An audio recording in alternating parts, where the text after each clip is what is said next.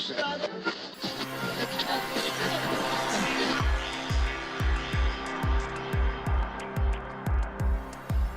this is Leon Poe, man. You listening to Causeway Street Podcast. What's up, y'all? This is Kenny Anderson. Y'all listen to the Causeway Street Podcast. For all you new listeners out there, I'm your host, Josue Pavone. I'm joined as usual by my two co-hosts. I'm Sean Dutra. What's up? Yeah, like talk long about walks yourself. on the bee. There you go. Joel Pavone. What up? I'm a Pisces. The most romantic. It leads off with that. The most romantic sign in all of the zodiac. Oh, If you couldn't tell by my voice already. oh, Sexy. But I'm the producer of this ensemble that we call Causeway Street. In case you missed it. Hey, Bill Walton here, Celtics 1986. You're listening to the Causeway Street Podcast. Yeah, come here for nothing but the truth. This is where dreams come true. Thank you, Boston, for my life. where are we going? You guys are such homers. It's your boy Terry Rozier. You're listening to the Causeway Street Podcast. Now listen to my boys Joe, Sway, Joel, and Sean.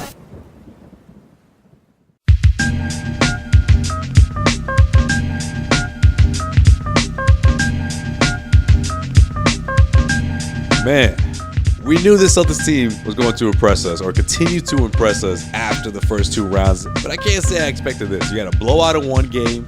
LeBron James, one of his worst playoff performances at TD Garden, a place that he's very familiar with for putting up epic performances. And then the Celtics followed it up with a humongous win in Game 2, Eastern Conference Finals against the Cleveland Cavaliers, where by the end, the last couple of minutes, you saw both teams empty out their benches, and it was a wrap. The Celtics now are 2 games away from the NBA Finals, Joel. How am I saying this right now? 2 wins. 2 wins away from the NBA Finals. They have a 2-0 lead. Head into Cleveland, where the series shifts over for Game 3 Saturday night.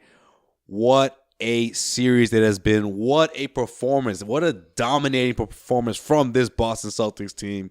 We'll break it all down. We're talking about what the Cavs can do to save this series, to make it a series, to avoid a 3-0 hole. And, of course, we'll also swing things over to the Western Conference, where things are getting interesting over there. Series is tied up now, 1 game apiece, as the series shifts over to Golden State, or Oakland, I should say. So we'll talk about that as well. I do still like the Rockets in this series. I know they're the underdogs. I know it's most likely we'll see the Warriors pull out, but I'm still thinking that the Rockets can put something together. So I'll let you know more about Maybe another my win. thought process. But maybe another win? Maybe All another right, win. we'll see. We'll see. Joseph Pavone here. Joel Pavone with me. Causeway Street Podcast. What up? Breaking down these two matchups. Man, unbelievable stuff, Joel. I mean, we're talking about these young guys and what they're able to do. I mean, Jaylen Brown, Jason Tatum. I mean, Jaylen Brown looks like he's just damn near just in the zone, and he's just damn near like going toe-to-toe with LeBron James. And I know the stats don't say that, but if you look at just his body language and how he went about that first quarter, of course, 21 points from LeBron James, an epic first quarter, incredible first quarter. But Jaylen Brown wasn't too bad. You know, he was pretty incredible for himself, you know, for Jaylen Brown, where he was able to put together that 14-point first quarter, keeping the Celtics relatively close. And once it got to halftime, I mean, once they were not even down by double digits at the half, you just kind of got the feeling that the Celtics are going to pull away eventually if no one else, or if someone else couldn't step up for the Cleveland Cavaliers, that was going to be the case. That's exactly what happened. I mean, Jaylen Brown was the only one, in my opinion, in Game 2 keeping the Celtics alive in that first half. We saw LeBron go off. That was expected. Right. I mean, the man was at the TD Garden Sway with his shirt off. Yeah. At 10 in the morning, putting up shots.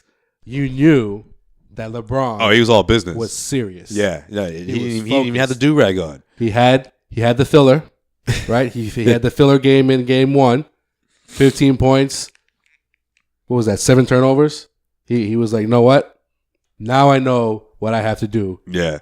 And that is play like shirtless LeBron. What did he call it again? What did he call Game 1? It's the feel out game. It's the feel out game. That's right. He felt things out, so he was able to drop 21 one quarter later. So he was feeling himself. Yeah. If he could play without a shirt on in that game, he probably would have. I should have asked him, what did you Without feel a out in jersey. Game 2? What was the feeling like? You know, you felt, Game 1's always a feel out game. Tell me what Game 2 is, because if a monster triple-double like the one he put together, 42 points, 10 rebounds, 12 assists. I mean, if that's not enough, along with, of course, a double-double from Kevin Love, which is like the most quiet double-double I've ever seen in quite some time. Man, 22 points, 15 rebounds. And talk about, the rebounds a performance that went under the me. radar. The rebounds don't shock me. He always does well on the boards, offensively, on both ends for Kevin Love and Thompson as well. But, 22 points. I mean, he did hit a couple of threes in that third quarter. And like you said, afterwards, it was like, he hit the 20-point mark. Okay. Didn't really make a difference. No, it didn't. But, I mean, here we are, right? 2-0. Is it really, though, a shock at this point that the Celtics have shown that they're the more talented team? I don't think it's a shock. I just think the fact that the Cavaliers haven't gotten any offense from any of these guys is a bit of a shock. I mean, look at this box score right now. 3 points from Hill.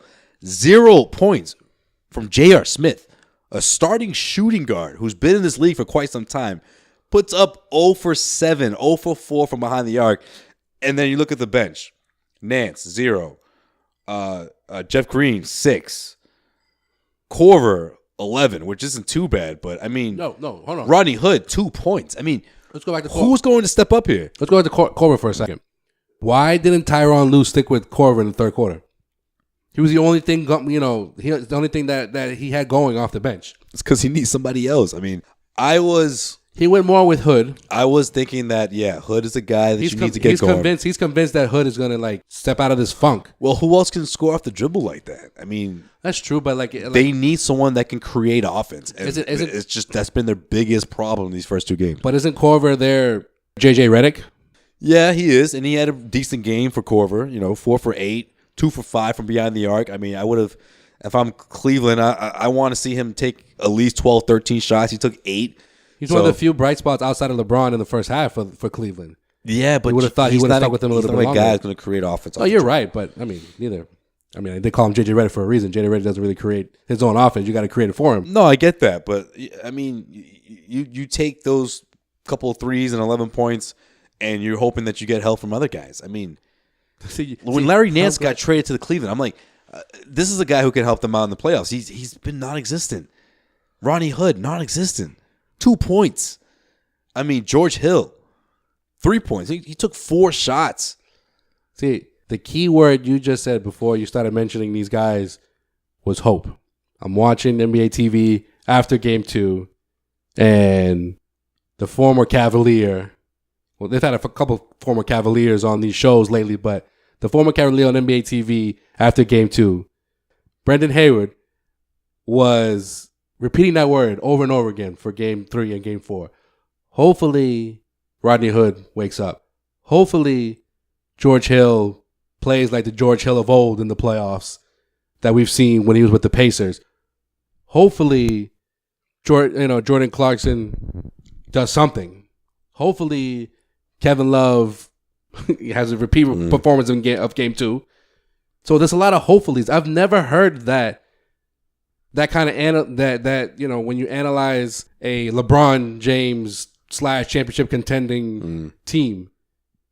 I don't remember even in 07 when he literally put that team on his back all the way to the finals.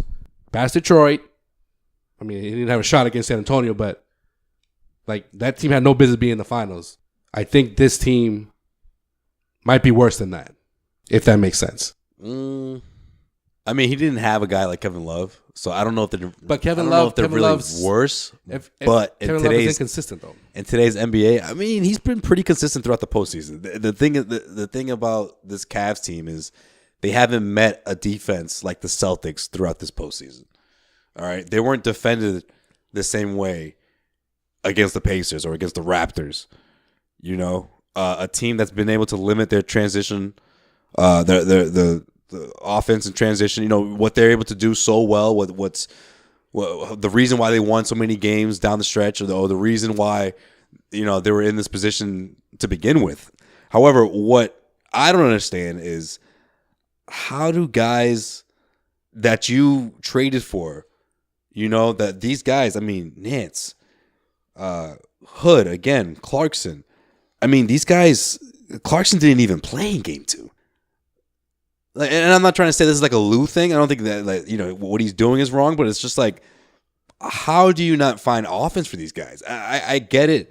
They're not going to go off. I get it. They're not going to combine for a Kyrie Irving-like production that LeBron James misses so much that I don't even think he realized going into the postseason how much Kyrie Irving made such a difference throughout these last 3 years. I think the Cavs all year, regardless of the personnel in their roster, they've just been unorganized. They don't have something that they like plays. It looks like to me that they run consistently. They don't play great defense. They haven't done that all season long. It doesn't matter who's been on the team. Yeah, but do you know why? Especially against the Celtics, though, in my opinion, is because the Celtics, on the other hand, have guys that can create.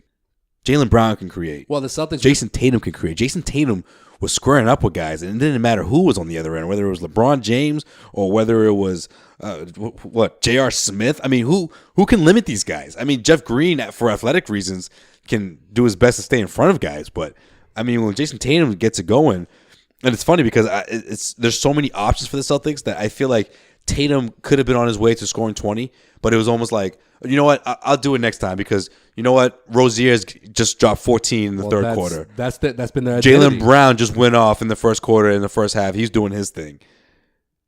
It's like, all right, I can take a back seat a bit because you guys got this. There's just too many weapons that the Cleveland Cavaliers can't contain them. Well, that's been their identity in this postseason. They knew days before the playoffs, I think, maybe like 2 weeks before the playoffs, where to begin. We don't have Hayward. We don't have Kyrie. We got to figure this out. And they figured it out, especially in that first round. They figured it out. Once they got by the Bucks, I feel like they know what they're supposed to do on both sides of the floor. And they showed that against Philly, and they're showing it right now against the Cavs. I mean, I'm not sitting here saying that they're going to sweep the Cavaliers. That would be some amazing shit to see. I'll tell you that. Not because I'm sitting here and this is a Celtics podcast and I'm not saying like I'm hoping for that. Right. But the way they're playing right now, like you said, they have too many weapons. They're more cohesive than the Cavs. You could tell that. And on the defense, on the defensive end, which heading into the series, I always said that's the advantage. That's what's going to they're a well-oiled machine right now. That's what's going to limit the Cavs. That's what's going to get in their heads. And I think that's been the case these first two games. They are in the Cavaliers' heads. The Cavs are struggling to put together their offense. I mean, look at that fourth quarter in game 2, right? I mean, how many times did the Celtics come up with stops, but they couldn't convert on the other end? No, at the beginning, remember that? No, at the beginning of that quarter, they take the lead and they're walking up the court. And I'm thinking to myself, there's like 9 minutes left in this game. We've seen it before. LeBron can just say, okay, y'all giving me this opportunity. I'm going to take it. But both of them were missing key shots. It was a good like 4 minute stretch of really bad basketball between both teams.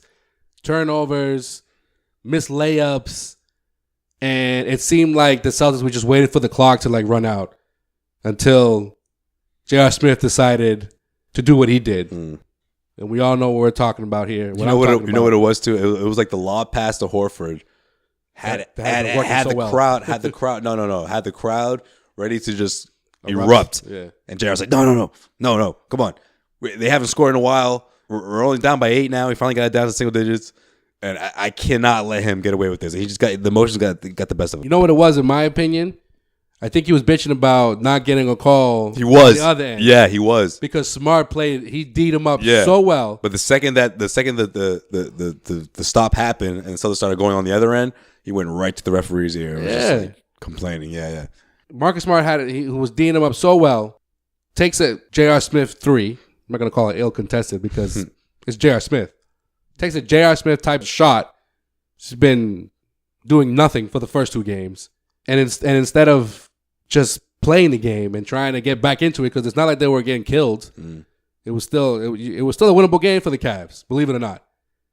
But no, that's that lazy, that's that Bush League bullshit, that toxic, I don't even know what to call it, like kind of like vibe that the Cavs have, that if LeBron, I mean, and he's doing what he's supposed to be doing. Like this whole notion that, oh, he scored 24 points in the first quarter. For the rest of the game, he scored 22 more points. He had a triple-double. Like, what else is the man supposed to do? Yeah. What else is he supposed to do? Like, it gets no one else is doing anything. It gets to the point where it's like, okay, well, just wait. If LeBron drops 60, oh, they're in trouble. They're in trouble. Oh, just don't, you know? That's just the beginning. Wait till he gets back to Cleveland in front of that crowd. 21. Oh, he's going to go for 40 in the first quarter. It's whether he went, where's the ceiling? Whether he went shirtless or not, or he got to the arena early or not to put up shots, everybody knew that he was going to have a better outing than 15 the game one, right? Than game one. Yeah. Like, come on. He already topped it in the first quarter. Yeah. Those 15 points. But it's how the Celtics reacted to it that you know that this series is it's interesting to watch. It's been interesting to watch. I think that's the Cavs' best punch. I mean, I'm not saying that the Celtics are going to blow the Cavs out in Game 3 or Game 4, but I think that was the best punch that the Cavs could have come up with in this series. And the Celtics said, we're still standing. They have to find a way to get these guys going, though, off the bench. We're still standing. I don't want to say that's their best punch that we saw in Game 2, but I will say this, though. I mean, does LeBron have another 42-point game in him? Absolutely. No.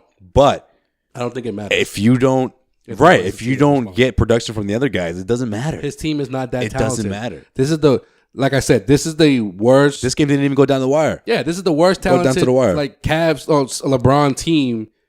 I think, like, again, I'm still comparing it to the 07 team, the first time we went to the finals. But this might be the worst LeBron team that's slated to go to the finals that he's ever had. But why weren't we saying this after the trade? Or why weren't we saying this heading into the playoffs?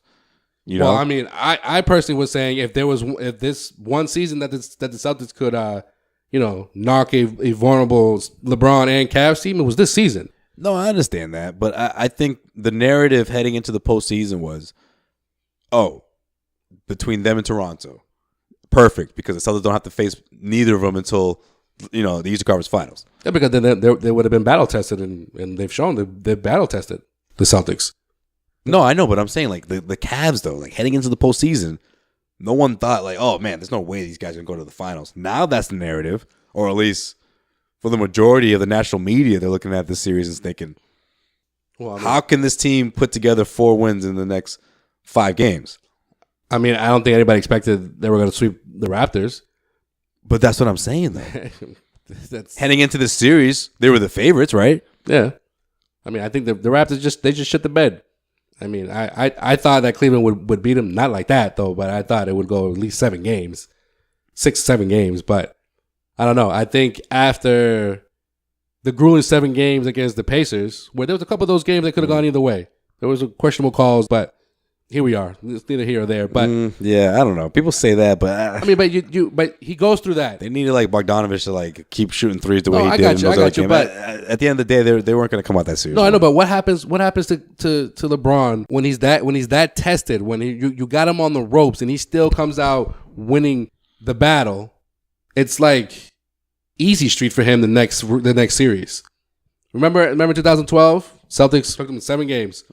Took him a historic Game 6 to force Game 7 here in Boston. That's by far to me the best game I've ever seen him play. He hasn't topped that game, in my opinion.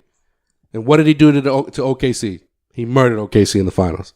He was like, the monkey off my back. I've beat Boston and possibly ended the big three or the new big three's run, and now I get to begin my run. Wins the championship. What happened in 2013 when, again, 7 games against the Pacers? I mean, he didn't cruise by San Antonio, but he had one hell of a series against San Antonio.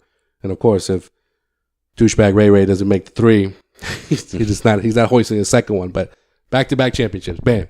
I feel like when he's not tested, The next round takes him a little while to get a little started. So what happened in game 1? It was his feel-out game. You know, it's almost better for him that he would get bounced out now instead of the NBA Finals, because this team obviously would have no shot, whether it's Houston or Golden State waiting for him in the NBA Finals, right? You can look 20 years down the line and no one's going to say, oh, remember when LeBron lost in the 2018 Eastern Conference Finals? Most people are going to be like, no, I don't actually remember that. But Or no, they'll just say, that team was terrible, though. yeah, I know, Yeah. right? That team had no help. Oh, yeah. Well, yeah. The Celtics won without Kyrie and Gordon Hayward, but that team was awful. They should have won. No. Where the narrative was completely different heading into the series, right? It was like, oh, no, Cleveland's the favorite. Forget it. This is it. The run ends here for the Celtics. It's the same thing that happened in 2010. Remember that? The 60-plus win Cavaliers against the barely 50-win Celtics that crawled into the 4th seed. There's no way LeBron was going to lose to the old Celtics, who barely had home court in the first round that season. And not only did the Celtics take care of LeBron, gave him, at the time, his worst loss at home, the worst playoff loss in Cleveland Cavaliers history. And then when the Celtics eliminated Cleveland, took off his jersey, walking out of TD Garden, what was the narrative? Well, LeBron quit. LeBron quit. He had 1 foot out the door. People were kind of saying that after game 2. That in that fourth quarter, he just kind of felt bad. You know what I mean? He was like, oh, you guys don't want to help me out? You know what? You know. And then, you know, people were like, oh, he was asked after the game. Remember, he had to go back to the locker room for a little bit. You know, were you okay? Did you feel like you couldn't perform differently? I mean, you couldn't perform at the same level after you got, what was it? He ran to Tatum. No, he said he was okay. No. He was fine. Tatum ran into him. Yeah, that's right. Tatum gave him the shoulder and to his neck. Could have been a concussion sway. But at the end of the day, does it even make a difference? Let's say hypothetically he does give up in those whatever the series clinching game. Does it really make a difference? No, I mean, does it really? But what's giving up though?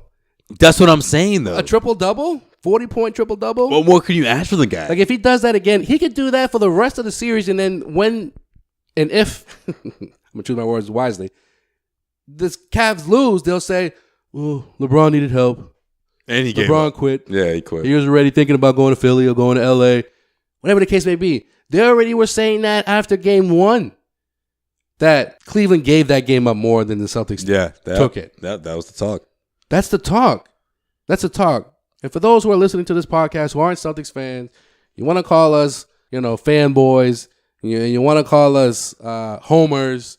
No, this is what we listen to from everywhere, locally, nationally, because it's LeBron. But the Celtics weren't the favorites in the round 1. They weren't the favorites in round 2. You know for damn sure that they're not the favorites right now in this round. But look at what they're doing in the first 2 games.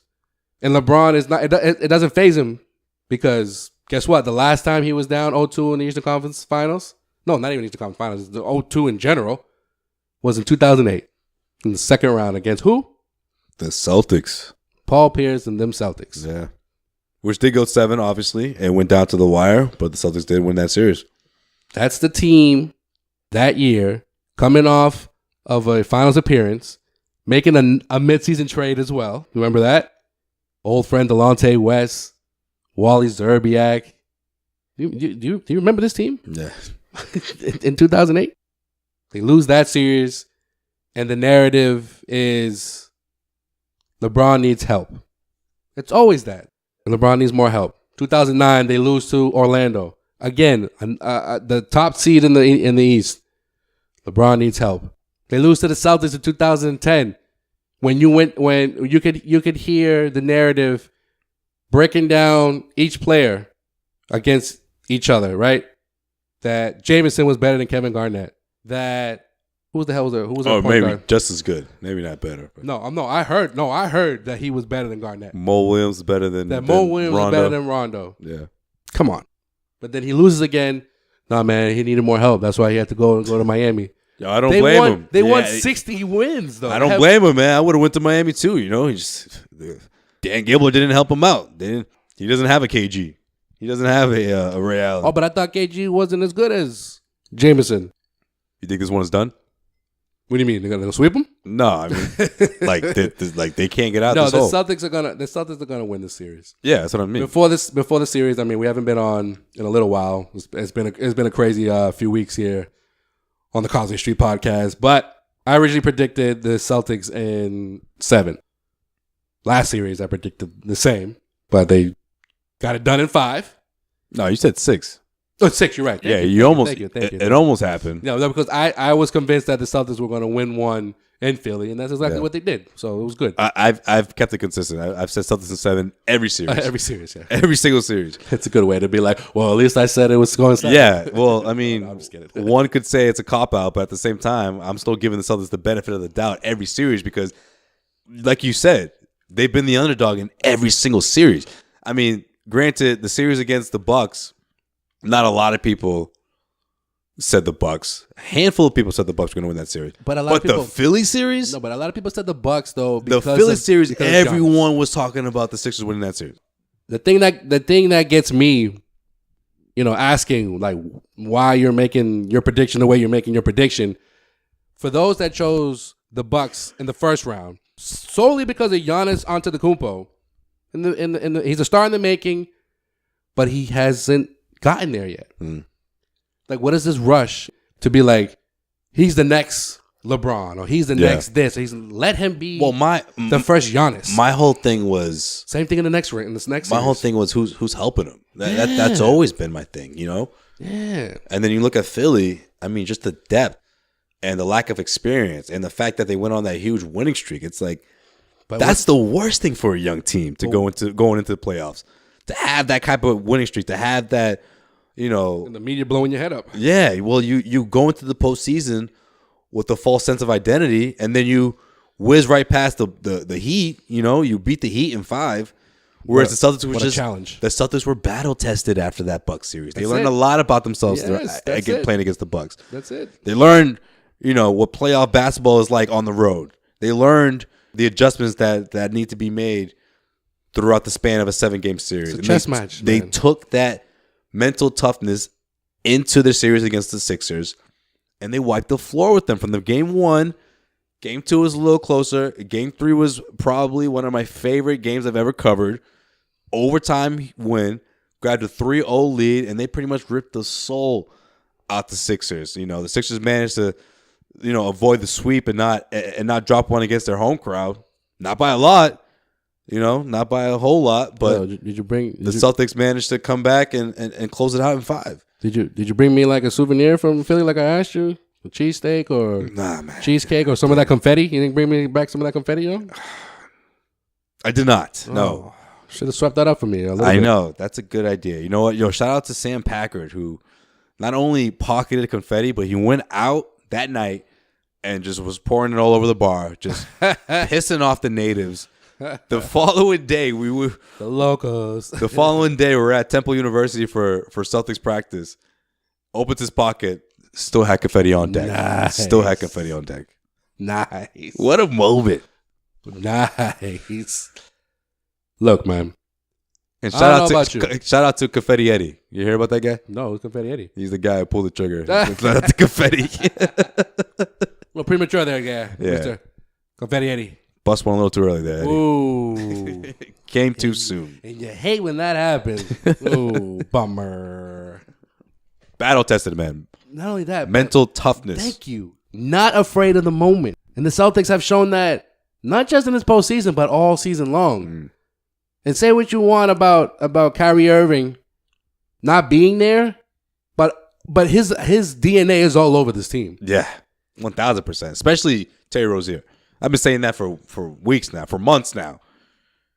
His DNA is literally in Terry's game. Every single game. It's made a humongous impact on who Terry Rozier has become this season.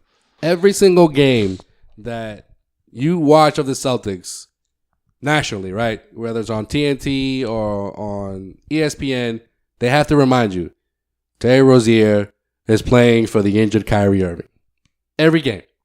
That's a reminder. And they say it more than once throughout the game, just so you remember or you don't forget that Terry Rozier is a backup. So he's not supposed to be doing what he's doing. He's not supposed to have a hashtag Scary Terry. He's not supposed to drop 14 in the third quarter the way he did. No. He's not supposed to, be trending worldwide. And who's guarding him? George Hill, keep up. Where you at? That's Rose. I don't know where that guy is. Focus. I have no idea where that guy is. Where's the defensive scheming for guys like Jaylen Brown and Jason Tatum? You know what they're going to do in Game 3? I can literally just see LeBron James just jumping coverages and just guarding everybody. No, you know what's gonna happen? That's pretty much got to be their game plan. Jose Calderon. Why are you bringing him up? Jose Calderon might be the answer. You think? Might be the answer for Cleveland. It's damn well ain't Osman. Jeez. He might be the answer for it's an ugly looking bench. And why are people shitting on Lou for playing Jeff Green, man? That's your most consistent bench player throughout the postseason. You know what it is? Play Jeff Green, man. Stop hating on Jeff Green. Don't hate on Uncle Jeff. Uncle Jeff's been one of the few bright spots, if not the only bright spot off the bench for the Cleveland Cavaliers. All season long. Especially in the postseason. Yeah, all season long. Especially in the postseason. No, man, here locally in Boston, the Boston media, they hate Jeff Green. They really do. Why? I wonder why.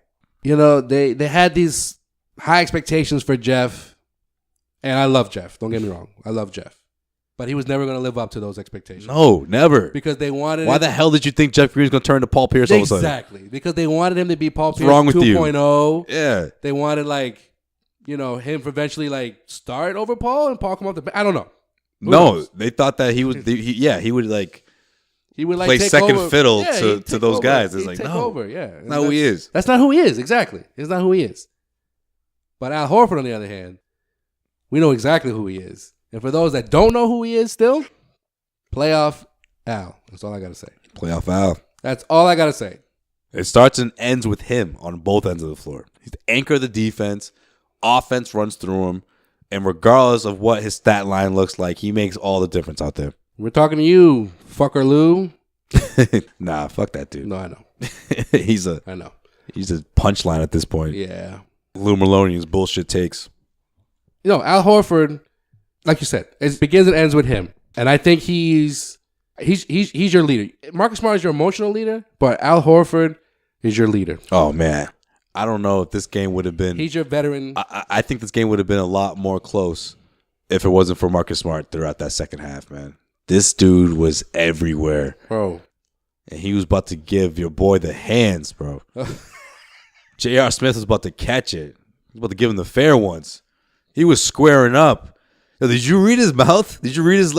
he said, oh, my mama. I did. With everything that's been going on right now for him to... Smart. He Mama Smart somewhere was like, get that motherfucker. Yo, he threw all my mama out there. For all you guys out there that don't know, someone in the hood says, oh, my mama, and she's sick. Yeah, that dude's not playing. You're about to get the hands. That was going to be J.R. Smith. J.R. Smith was about to get the hands. Smith almost caught it until Tristan Thompson. Yeah, Thompson saved him. Thompson saved him.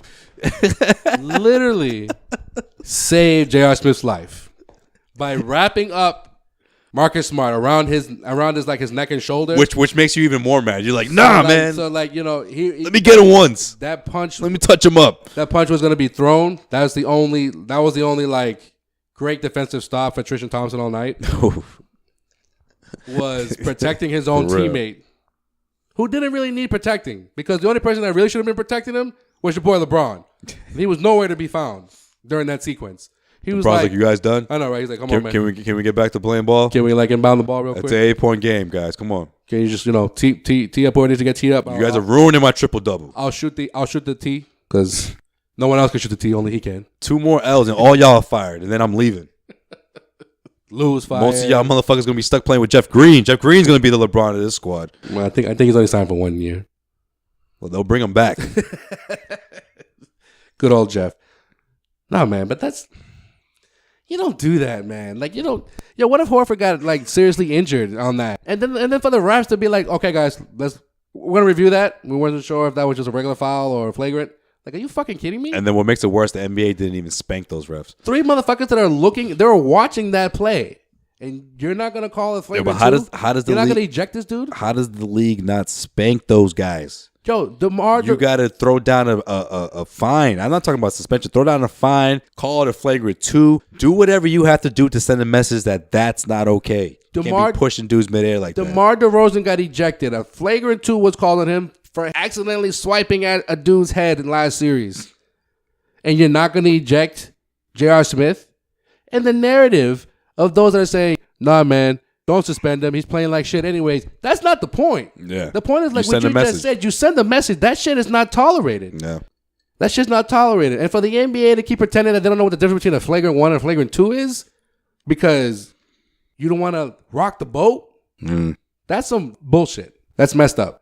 We want to wait for see if Al Horford got injured to be like, oh yeah, that's exactly what it is. That's kind of bad. That's what it is. It's all about the way the guy falls. That play was kind of bad. Oh, if he's okay, if he's able to stand up on his own too, doesn't mean what the guy initially did wasn't malicious. It was still as malicious regardless if the guy is able to stand on his own too or not. You know, and of course the guy I'm talking about is Al Horford. I mean, because Al Horford was able to get up, doesn't mean that JR what he did was less malicious than what we saw. You saw the guy put 2 hands on his back and push him midair.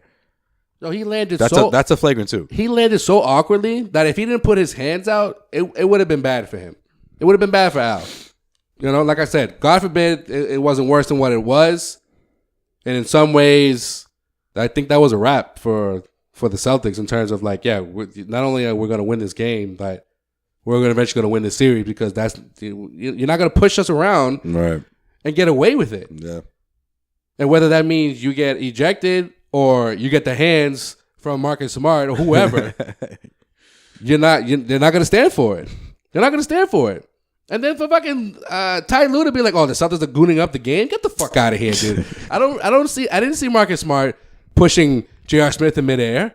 I didn't see Jason Tatum. No, scratch that. I didn't see Marcus Morris push Tristan Thompson. He just let out a yell. And Tristan Thompson just happened to be in front of him. And it's funny because LeBron James was all getting emotional after game 1 when someone brought up the fact that the physicality played a factor in game 1 and how the Celtics were able to be so physical with them. And now his head coach says, oh, no, the Celtics are the ones that are gooning it up. How about when you being a little too physical? How about when you, my man, ask LeBron, are the Celtics giving him any kind of coverage that he hadn't seen against Toronto or the Pacers? And he says he's seen all types of coverage. I've seen it all. He's seen it all. If you followed my playoff career, like, come on, fuck out of here, LeBron. Buddy. I'm talking about this playoff run. I'm not talking about the history of your career. Yeah. Of you being in the league. Obviously, you've seen every coverage in the last 15 years. I'm talking about in this postseason run. You stupid fuck. You want to put up 15 points. When was the last time you put up 15 points in the Garden? Exactly. Never. But that's the thing, though. The way he responded, though, you would think that he was so salty. Well, yeah, clearly. But you would think the question was, LeBron, have you ever been locked down like this in your entire career? Like, no, that's not what I asked you. I asked you, can you compare what the Celtics did defensively to what you saw against the Pacers, what you saw against the Raptors? What did they do so differently to make your ass only drop 15? Like, that was the question. I would have interrupted him. But he had to take it there. While he was answering. Nah, see, that's not what I was asking you, LeBron. That's not what I was asking. I didn't ask you about your career. I didn't ask you about every single fucking other playoff series. I'm talking about this series compared to the last two. Because you swept the Raptors, you almost lost to the Pacers, and here you scored the least amount of points you've scored all playoff long. One of your worst playoff performances in your career. Definitely the worst at the Garden. Right. But I wasn't going there. But I'm limited to just the postseason. Exactly. I'm not talking about your career. Yeah. But hey. But you could even say that, Joe, just in the playoffs alone. Definitely the worst playoff performance at the Garden of his career. Right. It has to be. But in this postseason, his worst performance of 2018. So you're telling me that the 8 or 9 guys that like have guarded you, not one was different than the other. That's what you're telling me. All right, that's cool. Keep telling yourself that. Yeah, you're right. Yeah, he's still not concerned, by the way. 0 level concern stays at 0. You know, I wanted to ask that question, but someone took that question from me. 0 fucks given either. I mean, I shouldn't say they took it from me, but they asked before I did. So, but hey, we'll see. Series shifts over to Cleveland for Game 3. See what happens. If the Celtics take 1, it's a wrap. I still think the Celtics are going to win the series, but if they don't take 1 in Cleveland between Games 3 and 4, it's probably going to go to distance. But either way, the Celtics put themselves in really good shape. Another team that put themselves in really good shape Well, hold is the Houston Rockets. Because But you want to make sure that the Celtics I win knew at you least wanted one. to keep going with this series. No, but Okay. I know you. But the Celtics have to win at least one. They don't necessarily have to win the No, series, they don't but if have they to, but- don't want this thing to go 7, they have to win one. If Okay. they don't, mark my words, if they don't win one in Cleveland between games 3 and 4, this is going to go to distance. This is going to go to 7. All right. It's going to go 7. I mean, my whole thing is Celtics win 1. You have a chance to wrap it up in Game 5. And you know what happens in Game 5? Well, you know on that particular day what's going on, right? Do I got to remind you? No, I don't want to talk about it. Okay. Sway doesn't want to talk about it. That's okay. It's all right. It's okay. It's okay. That would be a It was- nice gift, It was though. only your day you shot out of the wound, but it's all good. That would be a nice gift. No, but you don't want to talk about it. I didn't even think about it like that. You don't want to talk You're about right. it. No, I want to get into this series, man. This dude was like Frank the Tank from like old school. He totally forgot the day he was born. I'm like, guy, they can fucking Yeah, wrap it Joel's- up. They can wrap it up on your birthday. Joel's not exaggerating. That's why it was I like, had no idea. My birthday? I had no idea that one of these games landed on my birthday. That's how excited I am about my And it's birthday. at home too. I think you're more upset that the fact that you're like, fuck, I can't drink until like after the game ends. Like, all right, it's all good. It's all good. All right. Well, it's a Wednesday, so I'm not too. I can't get saucy all day, and I can't do some day drinking I'm before the not game too starts. upset about it. Or who knows if it's a certain type of game where the Celtics have a huge cushion. Don't worry, Sway. Maybe someone can meet me at the concourse. We can do a little early celebrating. Do our thing. We'll see. We should do a live broadcast. That's what we should do For Game 5? For Game 5. That's not a bad idea. Yeah. I think I like that idea. Or the Celtics could just give you an early birthday gift and just not come back to Boston. That would be the biggest collapse of all time. I mean, At least in the last 2 decades. At least since I've been watching LeBron James, pretty much. In LeBron James' career, that would be the biggest collapse if he were to get swept. You think so? Even with this shitty team he has. Yes. Are you kidding me? No, it's good. A sweep? Name another series where he was so outmatched name another series where he choked things. Maybe not him, but his team, I should say, because LeBron's still balling up regardless of the outcome. Name another series where the Cavaliers choked away a series. Not just talking sweep, but if this were to be a sweep against this Celtics team, that's the biggest collapse of his career. That would be the worst series loss. Worst playoff loss, excuse me, for LeBron James' team. You can count the Miami teams as well. Some people would say that about the finals against the Mavericks, that he didn't show up. I mean, in terms of his Cleveland career before 2010 and in the last 4 years, yeah. I mean, I do remember the call after Game 6 in Boston in 2010 when he's taking off his jersey and, the Celtics shocked the world. It could be the last time, we see LeBron taking off the Cavaliers jersey. And it was. And it was like this whole narrative of what's going to happen next. It wasn't that, like this Celtics team is for real. No, it's what's going to happen to LeBron. What is this going to result in? Even if he loses this time around, it's the same thing. What's he going to do now? Could the Cavs, build a better team around him if for him to stay? If that's going to be the same narrative this time around. It's decision 3.0 now for LeBron. We talked about it last episode. You think he's going to Philly? Philly. That's right. He is. Like if he wants to stay relevant, like you said, and possibly win another championship, and Cleveland, they're not going to be competitive or considered championship contender compared to the Sixers and the Celtics, especially the Celtics in the next few years. So why not join? He's not going to come to Celtics, so why not join the other team for a year or two? Yeah, I mean, obviously the ball's in his court. He's going to continue to do these 1 to 2 year deals where he always has the option to dip off. He's been doing that with Cleveland, so why wouldn't he do it with the next team he joins, You get top dollar. You're not locked in.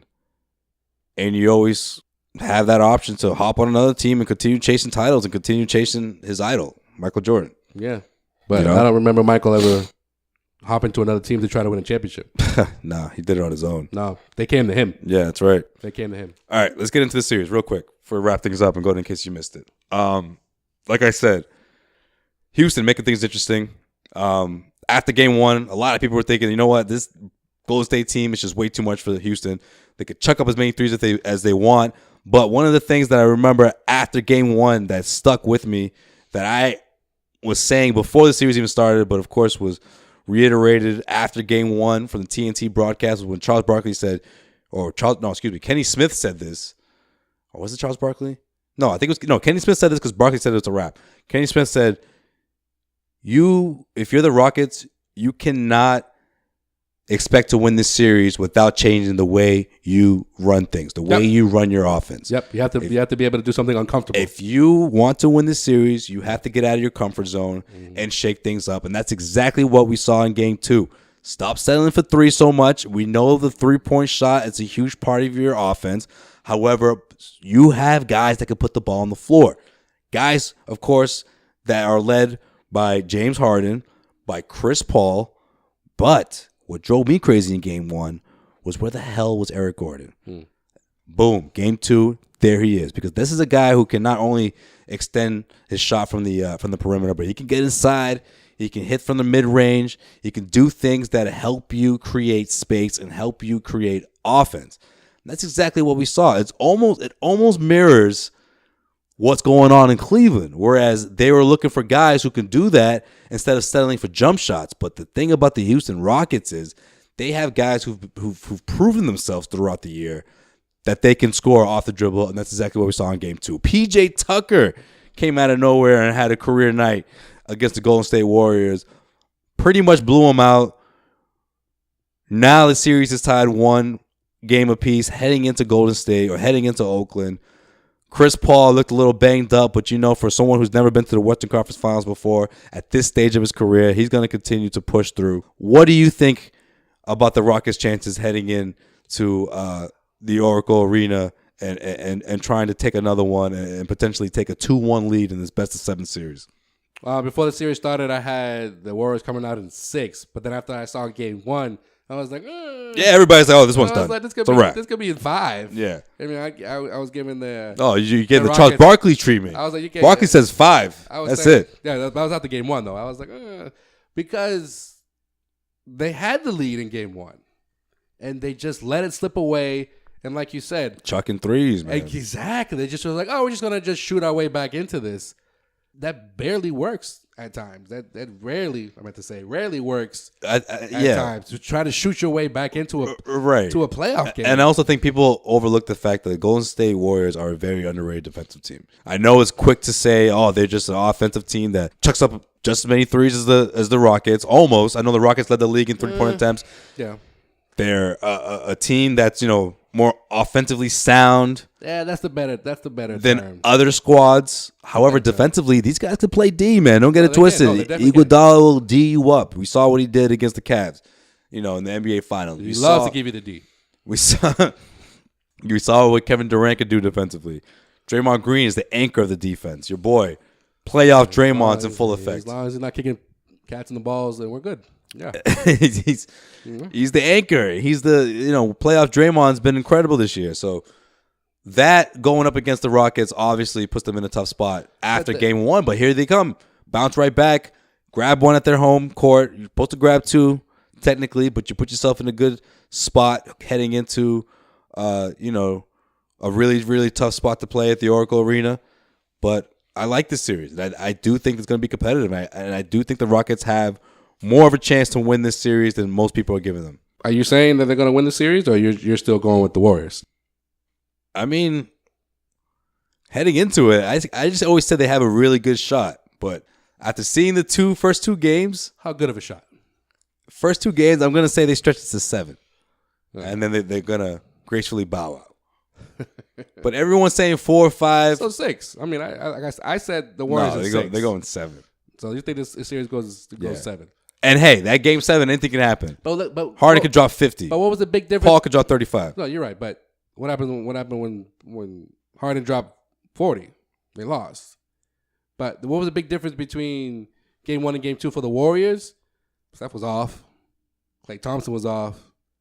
Just those 2 guys alone. One of those 2 guys has to have their night. I'm not saying they got to go off for like 30. They have to have a typical night.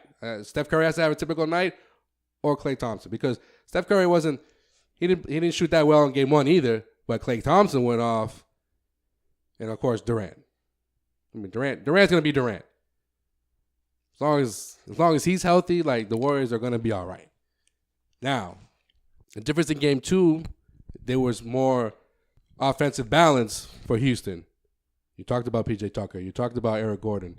If they continue that, Chris Paul, obviously, and then anything else from anybody off the bench, that's a bonus for the Rockets. But they have to be more offensively sound.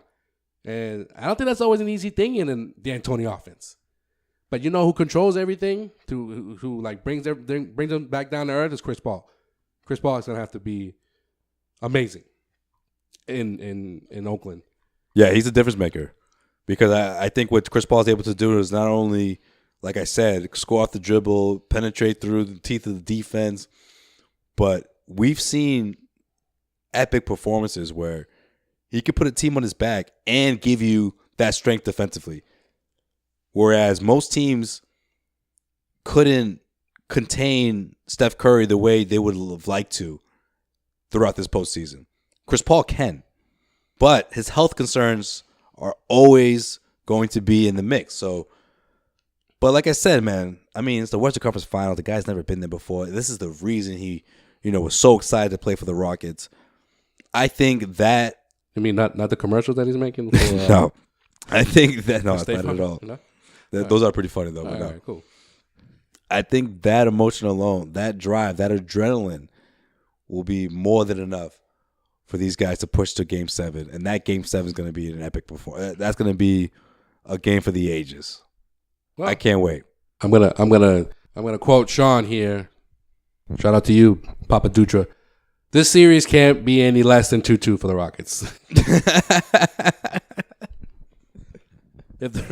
If the Rockets would have a chance, oh man, I'm a little under the weather. It's gotta be 2-2 coming back to Houston. I'm a little sick today. That was funny. Like coughing over here. I had to turn my mic off. If the Rockets want to win this, they can't lose 3. All right. So they can't lose 3 for the next. You can't. When they go to Oakland, because then it's pretty much over. When they go to Oakland, they can't lose 3. The next 2, they can't lose 3. All right, cool. You go to Oakland. Cool. You got to make sure you take at least 1, and then after that, don't lose 2 more times. Don't. All right. Because you put yourself in a tough spot. All right. Can we talk Shout about out to this, Sean, by the way. Can we talk about this long ass layout? Hey, I was off by a day. In between these switching arenas. Real quick though, I was off by a day. I said Cinco de Mayo, baby.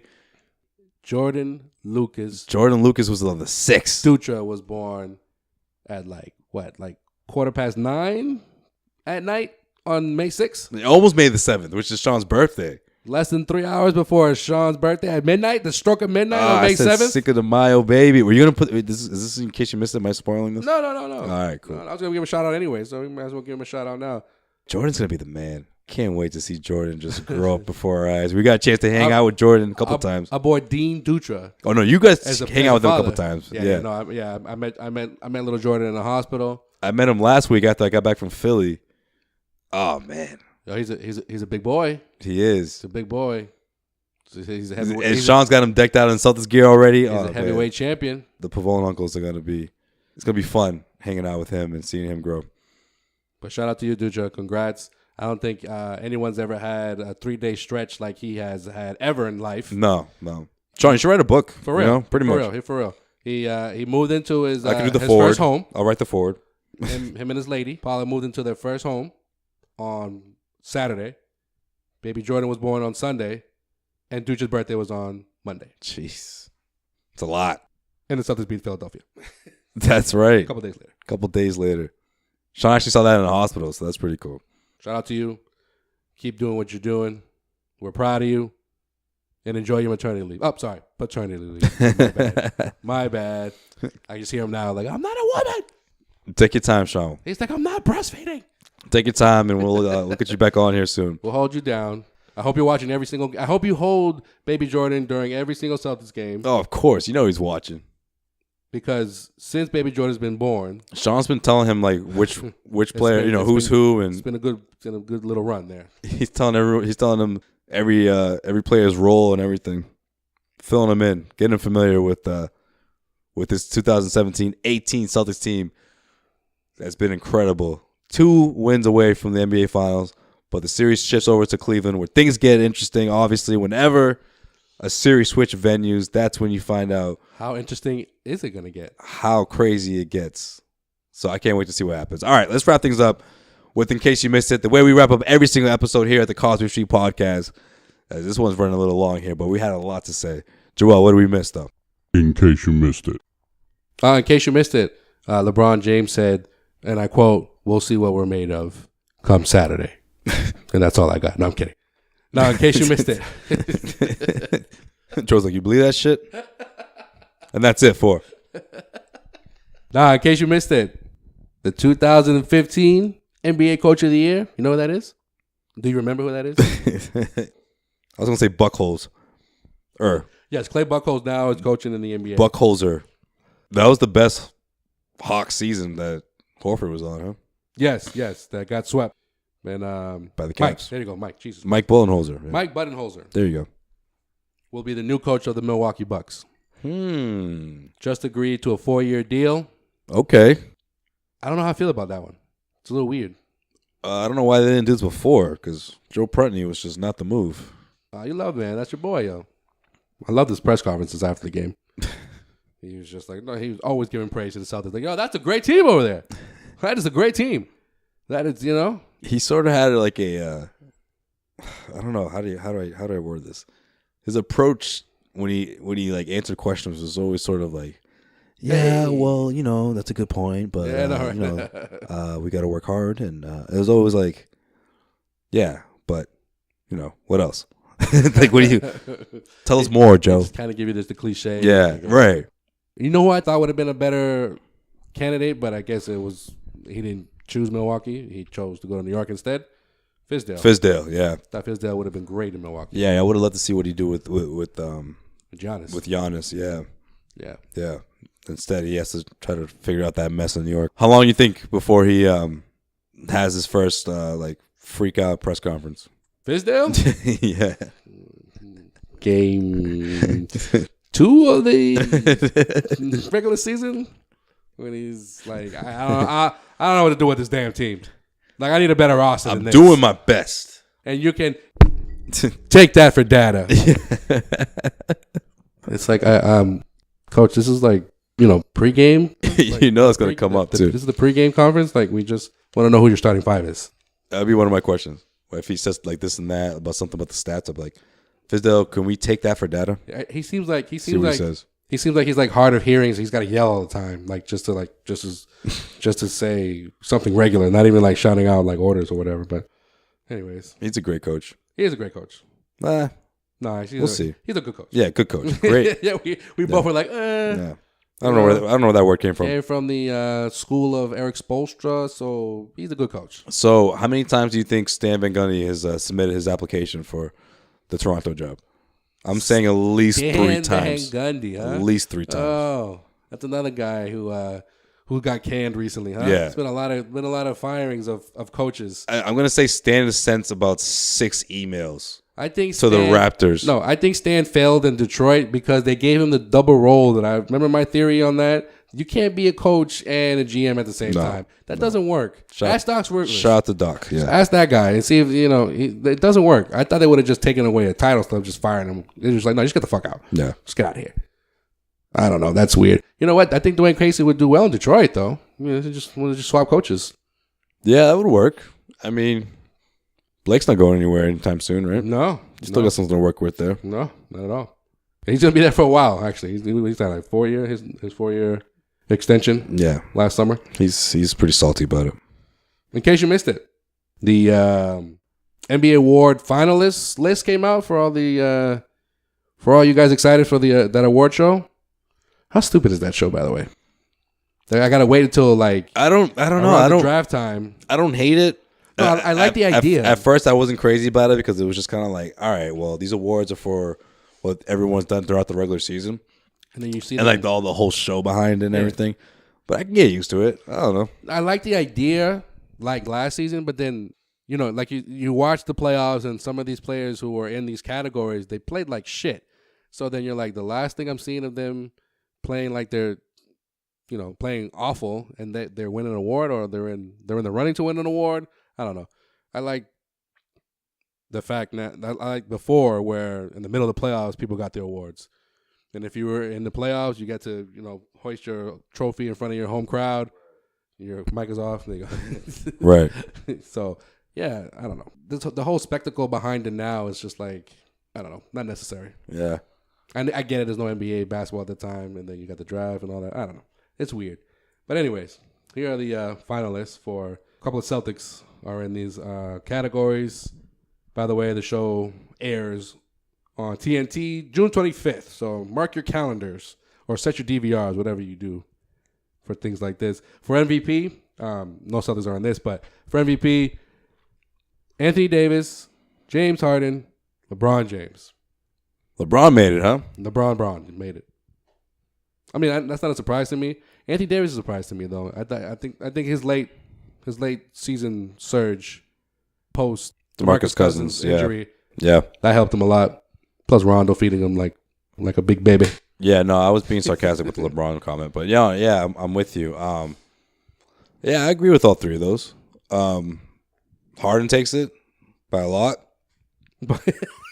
but yeah, Harden wins by many votes. By many votes, but all three. Yeah, I agree with all three of those. Yeah, Harden's gonna win it. I think LeBron should get some good consideration, but I mean, considering the shitty season the Cavs had, him not in general, but he's had one of his best seasons 15 years later. But for Sixth Man of the Year, Eric Gordon, Lou Williams, no surprise there. Jeez. And Fred VanVleet of the what? Choke Raptors, the Toronto Raptors. I'm sorry. Wait, what? Yeah, Fred VanVleet. Your boy. Someone told me I look like him. Do you think I look like him? No. I don't, right? No. You hear that, Gary? I don't look like him. I don't think he listens. Gary Washburn. The Boston Globe says I look like him. Gary Washburn, huh? You know who you look like, Gary Washburn? Who? No, I don't know who he looks like. I'm just messing around. Oh, come on, man. Got me all excited. I'm like, yo, give me something to take back. A little clap back. I told him I kind of see it, but I don't know. Not really. I always say no one looks like me. Not to sound like that, but I don't know. You got a little Shane Larkin in you. Yeah, I can see that. Little Shane. A little bit. Little Shane. Yeah. Yeah, why is he I don't know, bro. I don't know. Well, I'm trying to think of someone I would plug in there instead of him, and I can't. No, I mean, no. I was gonna say Marcus Morris. Yeah, but it's because that happened late in the season, and because of all the injuries, it's tough to even label someone a sixth man because it's like from the Celtics. Yeah, you're right. Yeah, the sixth man is like the 10th man in some cases. Yeah, I mean, I think they didn't need a third candidate, and they were like, "Oh, Toronto was doing so great. Yeah, let's throw him in there." Yeah, I don't know. Well, they have the thing about Toronto, and this is why I feel like Luke. This is why I struggle to comprehend the fact that they got swept the way they did. But their bench, they finally had a deep bench to counter the Cavaliers, and it was almost like any given night, somebody was going to step up. And a lot of the times, or at least in a handful of games that I saw, it wasn't always Van Fleet. You know, so that's why I'm kind of surprised. To me, if you're a 6-man candidate, you're that guy 90% of the time. You know what I'm saying? Like, there were guys like Deion Wright who would step up. There were guys, you know, who am I forgetting? CJ Miles. Actually, why did I say that? CJ Miles is the guy I should have said right after. You know, so I feel like I'm now I see it. I agree with you because they were the top team in the Eastern Conference. They sort of just picked a guy from their second unit to plug in there. But it wasn't even the second as a nominee that let that team down against. No, I know. That's true. It was the All-Star. But it was supposed to help them, Joel. I know. Damn it. I know. Trust me, I know. Why are you guys soft? And blow that team up already. And it's not Dwayne Casey's fault. It's not his fault. We'll get to him in a second. Jeez. Most improved? Oh, is he in this? Oh, man. No, Dwayne Casey's not the most improved. No, I'm talking about this segment. I'm talking about in case you missed it. Oh, man. Clint Capella, Spencer Dinwiddie, Sean's boy, He would pick him. and Victor Oladipo. Oh, Victor. Victor wins. Why isn't Jaylen Brown in this over Dinwiddie? Ooh. Yeah. Seriously.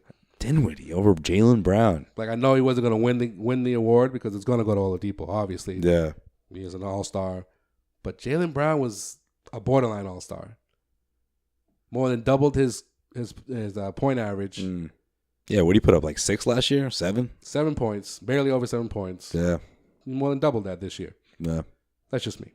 And he was going to be a starter regardless. Like, I don't know if I know, if that factors in, but Right. because of Gordon Hayward going down, no, he was going to start in that backcourt regardless. Yeah, you're right. That was the plan heading into the season. Defensive player of the year, Joel Embiid. Oh, Rudy Gobert, or Gobert if you want to pronounce it the way you want to pronounce it. Huh. Why isn't Al Horford in this conversation? Just plugging in Celtics players for every category. I'm serious, though.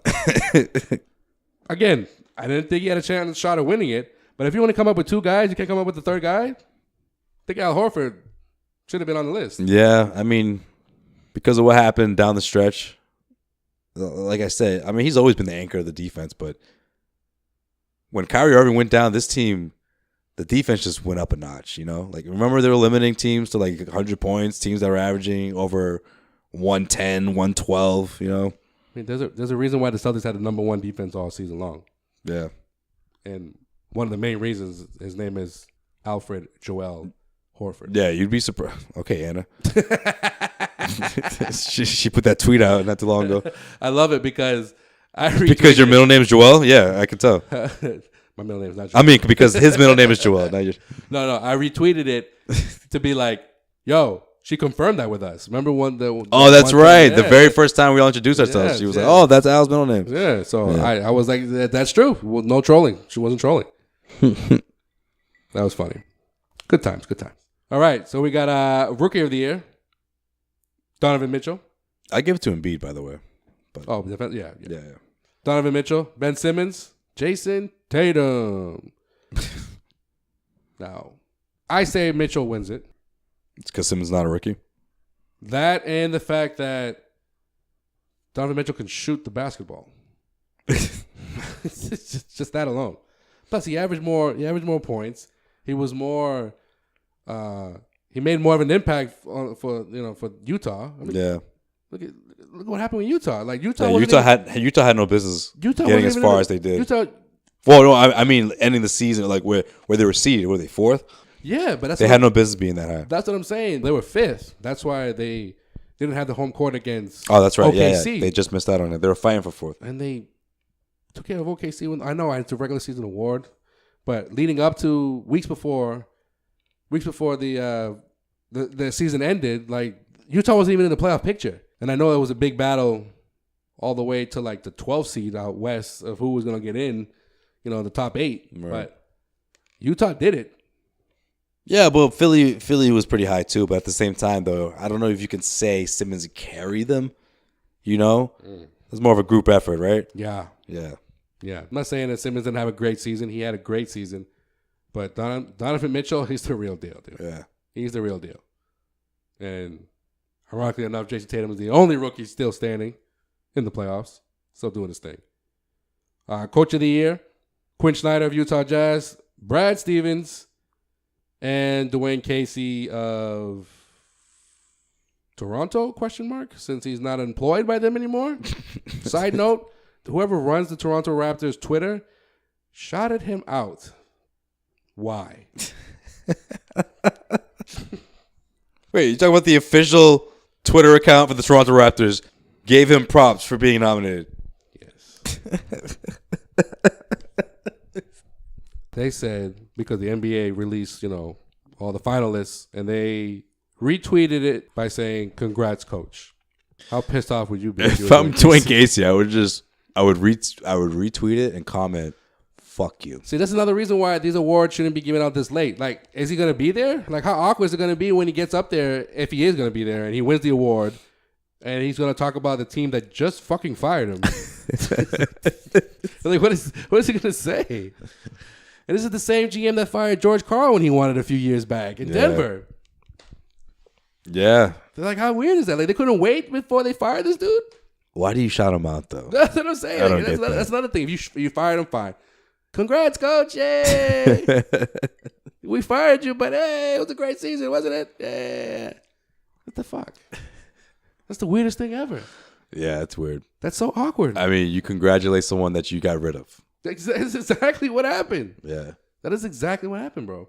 If I'm him, I'm like, so what did I do wrong? I know, You're right? Congratulating me. Congratulating my ass. I'm the best coach in the NBA, and you're shouting me out, I guess, because you agree with it.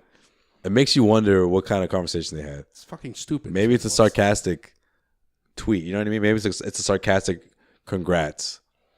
No. You know, I would love to be a fly on the wall when they called him into the office. They had an exclamation point. Fired him. And I quote, "Congrats, coach." And every single follow that thread, by the way. Go to that. Go to the official Toronto Raptors Twitter and look at every comment following that tweet. Like, why are you congratulating this man if you just fired him? That means you didn't believe in him. But hey, congrats anyways, Dwayne Casey. It's not his fault, man. No, I know. I'm not saying it is his fault. I know, but I was shocked. I just think it's messed up. I was shocked. They should It's a players' league. I'm telling you. trade fucking DeMar DeRozan. Don't fire. I'm telling you, it's a players' league. Yeah. I feel like back in the day, it was like, oh, if players weren't cutting it, the team wasn't cutting it, players got traded. Nowadays, coaches get fired. It's fucked You up. know, that's the solution. It's fucked up is what it is. Well, in case you missed it, the final piece, the last piece from the trade that brought Kyrie Irving to the Boston Celtics has been announced. As the Cavaliers will be picking 8th in this year's NBA draft. Danny Ainge the GOAT. That's Brooklyn's pick, by the way. If you guys are asking, well why does it matter what Cleveland's going to pick? When Isaiah Thomas, Jay Crowder, and Ante Zizic were packaged in the deal for Kyrie Irving, this pick here that I'm talking about was included. Brooklyn's pick. Thank you, Paul Pierce, Kevin Garnett. And what was it, 2021 second round? 2031? I don't know, whatever. Second round pick, like 10 years from now, was also thrown in there when they were like, hey, guys, Isaiah's more injured than we thought he was. Give us something else. Come on. Give us another pick. Here you go. Take all the second round draft picks you want. Did you hear what Danny Ainge said last week? Well, that somebody from the CAVS called him a fucking thief. Is that what you're talking about? No. No, it wasn't. It was about the trade, actually. It was Okay, about, well, yeah, I guess that was about the trade too. But no, it was about how they were actually considering throwing the Tatum pick in there. Oh. Yeah. And then they finally decided, no, the Brooklyn pick's enough. That's it. I mean, it wouldn't have been both. Oh, no, but you're saying like trading Tatum because Tatum was already drafted. Yes. Oh. Yeah. Good God. That But they stood their ground. See, things happen for a reason, man. Yeah. Can you imagine this team without Gordon Hayward and Jason Tatum? For those that don't know. Play conspiracy theory music. I know, right? Actually, that doesn't even make any sense. I'm going to drop it right now. I know, right? It's not a conspiracy. We're just saying imagine. We're not saying Makes that. no sense at all. We're not saying that like. Complete hypothetical situation. I know, right? We're not saying that like, yo, did somebody tell Danny like not to trade Tatum because Gordon was going to get injured on that fateful October evening? No, that's not what we're saying at all. We're just saying, try to picture the Celtics leading scorer in the playoffs right now, who is Jason Tatum, not being on this team, doing what they're doing without him, Gordon Hayward, and Kyrie Irving. Yeah, to me, the Cavs are playing hardball, and Danny didn't fold. Because that's not what Danny does. Doesn't fold. So things worked out. But, man, the 8th pick, the worst pick out of all of those Brooklyn picks, where the Cleveland Cavaliers were pretty much convinced that was going to be at least a top 5 pick. That was what that trade was about. I mean, Isaiah was obviously a big chunk of it, but to me, it was that pick that they're looking forward to. And Brooklyn, without Jeremy Lin, we forget, got injured early in the season. He still plays? Didn't tank. They didn't tank. They said, no, we're not going to be the laughingstock anymore and help out Cleveland. And they got Russell, too. And he went down. Yeah, they all went down. That's, I mean, maybe Dinwiddie, he does deserve to be in that category. Fuck it, give it to him. Most improved. Shit. Motherfuckers had a rough year. And that is it. For In case you missed it. make sure you follow us on all social media accounts at Causeway Street. Yo, let's get these Snapchats viewers, guys. Come on. Yeah, man. Add us on Up Snapchat. on that. Causeway Street. You guys missed some confetti falling from Wells Fargo Arena. You guys missed when Sway was like, becoming a tourist all over Philly. How was that, by the way? Were the locals giving you a hard time, or you didn't say you were from Boston? No, it was funny because I did. I you know how it is. Yeah. People, They just look at you like you ain't from here, huh? yeah, and Were you wearing your Celtics shirt again? Well, you can't be doing that, man. no, I don't. I know, Again, I don't do that. You know how it is. Like, oh, so where you from? And small talk, and everyone was just like, man, we're all shocked. What the hell happened last night? This is after Game 3. I didn't really go out much until after Game 3. Yeah, everybody was shocked. Everyone was upset, and you would be shocked when I start bringing up the LeBron James conversation. They're like, yeah, but we got these dudes that are homegrown. I'm like, oh, really? what? They're like, he's not Ben Simmons? They're like, he's not. Who one are you of talking us. about? He's like LeBron. He's not one of us. Well, yeah, no, we got him, and then you got Joel Embiid. Who else do you guys have though that can Markel Fultz. bring you to a title? Markel. Yeah, but you just gotta let things unfold, and like, Wait more than the 5 years they've been waiting already. so you don't want LeBron James though? You'd be shocked, man. Wow. Yeah, What about they took the whole saying trusting the process to a whole nother level. like were they talking about firing Brett Brown? Like get him out of here, get him in the court? Like I feel A like couple of guys said that he's a really bad coach. No one said that they should fire him, but yeah, they were putting some of the blame on him. I feel like when they win, they're like, yeah, we're coming out of the East, and then when they would lose, they'd be like, get rid of this guy, get rid of this other guy. I don't know. They just kind of they're prisoners of the moment, so to speak. But it's funny because after Game 4, I feel like they really thought that this team could at least force a Game 7. Like they were bummed out after Game 5. I can imagine. Well, I say they as I was speaking to mostly the Sixers media, but the fan base, man, yeah, they were just shocked. They couldn't believe it. They just, I think a lot of them just weren't familiar with Boston. I don't think they kept a close eye throughout that Milwaukee series, So Yeah, I mean, Philly was cool. I liked Philly. Philly as a city was cool. I like it. It's I think when they took care of the Miami, it was fun. they were just gonna just like. Yeah, exactly. Same thing or similar was going to happen with. They're like, oh, there's no Kyrie. No Kyrie, exactly. There's no Hayward. It's like, yeah, they'll take care of them, same way handily that they did with Miami, and they were shocked. Yeah, Utterly shocked. Yeah, nightlife is pretty dope over there. Really. Yes. Yeah, it's got a little outdoor spots. Mm. The weather was nice. It's like a sort of like a bigger Boston. Same type of hours. There are a couple spots that go to 3. Which I highly recommend the city of Boston somehow invest in.